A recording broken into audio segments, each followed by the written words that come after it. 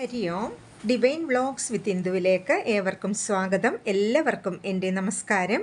ഈ channel subscribe ചെയ്യാതെ കാണുന്നവരുണ്ടെങ്കിൽ സബ്സ്ക്രൈബ് ചെയ്ത് സപ്പോർട്ട് ചെയ്യുക. നമ്മൾ ശ്രീ ലളിതാ സഹസ്രനാമ സ്തോത്രത്തിൻ്റെ 140 ശ്ലോകങ്ങളുടെ സാമാന്യമായ അർത്ഥം കണ്ടുകഴിഞ്ഞു. ഏവർക്കും കുറച്ചെങ്കിലും മനസ്സിലാകുന്നുണ്ട് എന്ന് വിശ്വസിക്കുന്നു. ഇനി നമുക്ക് 141 ശ്ലോകം മുതലൊന്ന് നോക്കാം. ഓം ശ്രീലളിതാംബികായേ നമഃ. ചിത്കലാനന്ദകലിക പ്രേമരൂപ പ്രിയങ്കരി. ചിത്കല അതായത് ചിത്താകുന്ന കല. ചിത്ത് എന്നാൽ ബോധം. ബോധം അതായത് ബ്രഹ്മത്തിൻ്റെ ചിത് അംശമായ ദേവി എന്നർത്ഥം. ആനന്ദകലിക, കലിക എന്ന് വെച്ചാൽ പൂമൊട്ട്. ആനന്ദത്തിൻ്റെ പൂമൊട്ടായ ദേവി. നമ്മുടെയൊക്കെ ഉള്ളിൽ ദേവി ആനന്ദത്തിൻ്റെ പൂമൊട്ടായിട്ടിരിക്കുന്നു. നമ്മൾ അതിനെ അനുഭവിക്കണമെങ്കിൽ ആത്മീയ മാർഗത്തിലൂടെ പോയി ദേവിയെ ഉപാസിച്ച് ആത്മീയ മാർഗത്തിലൂടെ തിരിഞ്ഞു കഴിഞ്ഞാൽ ആ പൂമൊട്ട് വിരിഞ്ഞ് നമുക്കും ആനന്ദം, അതാണ് ബ്രഹ്മാനന്ദം എന്നൊക്കെ പറയുന്നത്, ആ ആനന്ദം അനുഭവിക്കാൻ സാധിക്കും. അതാണ് ആനന്ദകലിക. പ്രേമരൂപ, പ്രേമരൂപിണിയായ ദേവി. പ്രേമം അഥവാ നിസ്വാർത്ഥ സ്നേഹം, അത് തന്നെയാണ് ദേവി. അത് രൂപം എടുത്തവൾ എന്നർത്ഥം. പ്രിയങ്കരി, പ്രിയം ചെയ്യുന്ന ദേവി. ഭക്തർക്ക് ഏറെ പ്രിയം ചെയ്യുന്നവളാണ് ദേവി. അതാണ് ചിത്കലാനന്ദകലിക പ്രേമരൂപ പ്രിയങ്കരി. ഇനി നാമപാരായണ പ്രീത നന്ദിവിദ്യ നടേശ്വരി. നാമപാരായണ പ്രീത, നാമപാരായണത്താൽ സന്തോഷിക്കുന്ന ദേവി. നാമങ്ങൾ എന്തുമായിക്കൊള്ളട്ടെ അതെല്ലാം ദേവി ഇഷ്ടപ്പെടുന്നു എന്നർത്ഥം. ഏറെ അത്യന്തം സന്തുഷ്ടയാകുന്നത് സഹസ്രനാമ പാരായണത്തിലൂടെയാണ് എന്നാണ് പറയുന്നത്. അതാണ് നാമപാരായണ പ്രീത നന്ദിവിദ്യ, അതായത് നന്ദികേശ്വരൻ്റെ വിദ്യ.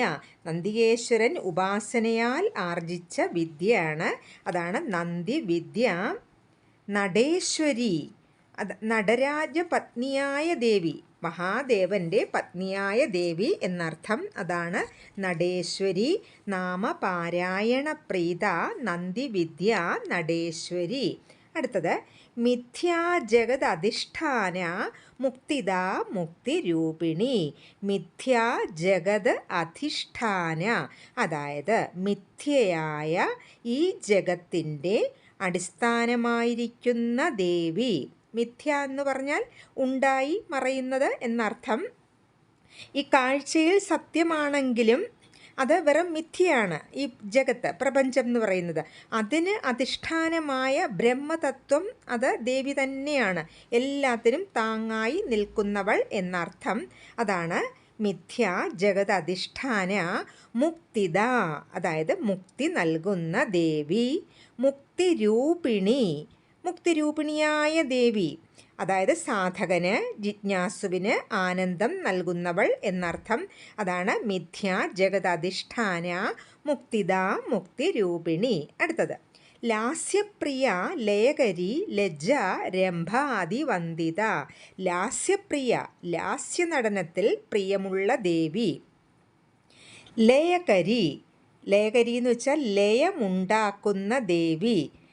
അത് മനസ്സിൻ്റെ ഒരു വിശേഷപ്പെട്ട അവസ്ഥയാണ്. ഈ ലയം എന്ന് പറയുന്നത് ഒരു പ്രത്യേക ധ്യാനാവസ്ഥയാണെന്നും പറയുന്നുണ്ട്. ശ്രുതി താളങ്ങളുടെ ആ ഇഴുകിച്ചേരലാണ് ലയം എന്ന് പറയുന്നത്. അതിൽ പ്രിയമുള്ള ദേവി, അതാണ് ലയകരി. ലജ്ജ, ലജ്ജ എന്ന് വെച്ചാൽ ലജ്ജയാകുന്ന ദേവി. ജീവജാലങ്ങളിൽ ലജ്ജാരൂപിണിയായി വർത്തിക്കുന്നത് ദേവിയാണ് എന്ന് പറയുന്നു. അത് നമ്മൾ എന്തെങ്കിലും ഒരു തെറ്റ് ചെയ്താൽ ആ ലജ്ജ ഉണ്ടെന്നുണ്ടെങ്കിൽ അത് ഒരു ആവശ്യമാണ് എന്നാണ് പറയുന്നത്. അതാണ് ലജ്ജ. രംഭാതിവന്ദിത, രംഭ മുതലായ, ആരൊക്കെയാണ്? രംഭ, ഉർവശി, മേനക, തിലോത്തമ, അവരിലൊക്കെ തുടങ്ങിയ അപ്സരസ്സുകളാൽ വന്ദിക്കപ്പെടുന്ന ദേവി. അതാണ് രംഭാതിവന്ദിത. ലാസ്യപ്രിയ ലയകരി ലജ്ജ രംഭാതിവന്ദിത. അടുത്തത് ഭവദാവസുധാവൃഷ്ടി പാപാരണ്യദവാനല. ഭവ ദാവ സുധ വൃഷ്ടി. ഭവം എന്ന് വെച്ചാൽ സംസാരമാകുന്ന, ദാവം എന്ന് വെച്ചാൽ കാട്ടുതീ. അപ്പോൾ സംസാരമാകുന്ന കാട്ടുതീ കെടുത്തുന്ന സുധാവൃഷ്ടി, അതായത് അമൃതവർഷം, അതുതന്നെയാണ് ദേവി. അപ്പോൾ സംസാരമാകുന്ന കാട്ടുതീ കെടുത്തുന്ന അമൃതവർഷമായ ദേവി എന്നർത്ഥം. അടുത്തത് പാപാരണ്യദവാനല. പാപ ആരണ്യ ദവാനല. പാപമാകുന്ന, ആരണ്യം എന്ന് വെച്ചാൽ കാട്, പാപമാകുന്ന കാടിനെ കത്തിച്ചു കളയുന്ന കാട്ടുതീയായ ദേവി. അതായത് എന്ത് പാപമാണ് നമ്മൾ ചെയ്തിട്ടുണ്ടെന്നുണ്ടെങ്കിലും, ഏത് തെറ്റ് ചെയ്താലും അത് പ്രായശ്ചിത്തം ചെയ്താൽ അത് ഒരു കൊടും പാപം പോലെ അത് ഇല്ലാതെയാക്കും. എത്ര പാപം, കൊടും പാപമാണെങ്കിൽ പോലും ആ ദേവിയോട് നമ്മൾ പ്രായശ്ചിത്തം ചെയ്യുകയാണെങ്കിൽ ആ പാപത്തിനെ ദേവി ഇല്ലാതെ ആക്കുന്നു. അതാണ് പാപാരണ്യ ദവാനല. അടുത്തത് ദൗർഭാഗ്യതൂലവാതൂല ജരാദ്വാന്തരവിപ്രഭ. ദൗർഭാഗ്യതൂലവാതൂല, ദൗർഭാഗ്യത്തെ പഞ്ഞിപോലെ പരത്തുന്ന കൊടും കാറ്റായ ദേവി. അതായത് നമ്മുടെ ദൗർഭാഗ്യത്തെയൊക്കെ ദേവി ഉപാസനയിലൂടെ നിസ്സാരമാക്കി മാറ്റാം. കാലക്കേടാകുന്ന തടസ്സങ്ങളൊക്കെ ദേവിയെ ഉപാസിച്ചാൽ മാറും എന്നർത്ഥം. ജരാദ്വാന്തരവിപ്രഭ. ജരയാകുന്ന ഇരുട്ടിനെ നശിപ്പിക്കുന്ന സൂര്യപ്രകാശമായ ദേവി. എല്ലാവർക്കും വാർദ്ധക്യം ഒരു പേടി സ്വപ്നമാണ്. ഏത് പ്രായത്തിലും അമ്മയോട് കൂടുതൽ അടുക്കുക. വാർദ്ധക്യത്തിലായാൽ നമ്മുടെ ആ ഏകാന്തതയെ, ആ ഒറ്റപ്പെടലിനെ ദേവി ഉപാസനയിലൂടെ ഇല്ലാതാക്കുന്നു. അപ്പോൾ ആ കൂരിരുട്ടിൽ സൂര്യപ്രകാശമായി അമ്മ മാറുന്നു എന്നർത്ഥം. അതാണ് ദൗർഭാഗ്യതൂലവാതൂല ജരാദ്വാന്തരവിപ്രഭ. അടുത്തത് ഭാഗ്യാബ്ധി ചന്ദ്രിക ഭക്തചിത്ത കേകി ഖനാഖന. ഭാഗ്യാബ്ധി ചന്ദ്രിക, ഭാഗ്യ അബ്ധി, അതായത് ഭാഗ്യസമുദ്രത്തിലെ നിലാവായ ദേവി. അതാണ് ഭാഗ്യാബ്ധി ചന്ദ്രിക ഭക്തചിത്ത കേകി ഖനാഖന. ഹൃദയമാകുന്ന മയിലുകളെ ആനന്ദിപ്പിക്കുന്ന കാർമേഘമായ ദേവി. അതായത് കറുത്ത മേഘങ്ങളെ കാണുമ്പോൾ ഏറെ സന്തോഷത്തോടെ മയിലുകൾ നൃത്തം വയ്ക്കുമെന്ന് പറയത്തില്ലേ, അതാണ് ഇവിടെ പറയുന്നത്. ഭക്തചിത്ത കേകി ഖനാഖന. ദേവിയുടെ, ഭഗവതിയുടെ മഹാത്മ്യത്തെയാണ് ഇവിടെ വർണ്ണിക്കുന്നത്. അടുത്തത് രോഗപർവ്വതദംഭോളിർ മൃത്യുദാരു കുഠാരിക. രോഗപർവ്വതദംഭോളി. ദംഭോളി എന്ന് വെച്ചാൽ വജ്രായുധം.